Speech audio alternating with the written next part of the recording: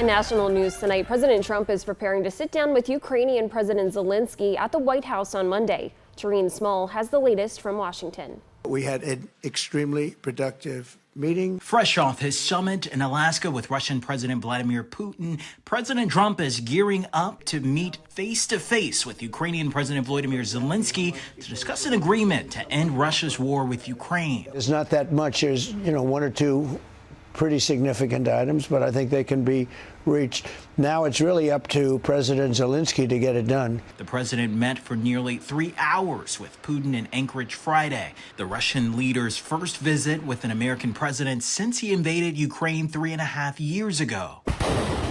The president has since backed away from his threats to impose tougher economic sanctions on Russia, indicating on social media Saturday that the best way forward is to move directly to a peace deal without trying for a temporary ceasefire first.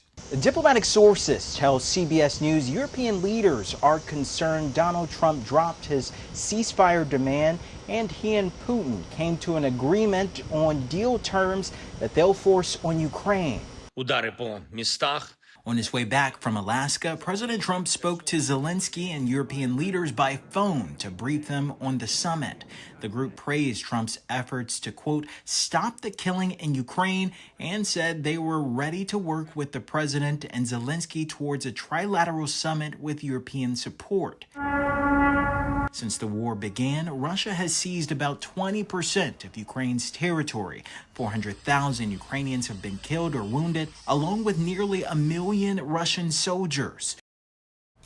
And CBS News has learned President Zelenskyy has been getting a lot of coaching on how to interact with President Trump since their disastrous Oval Office meeting back in February.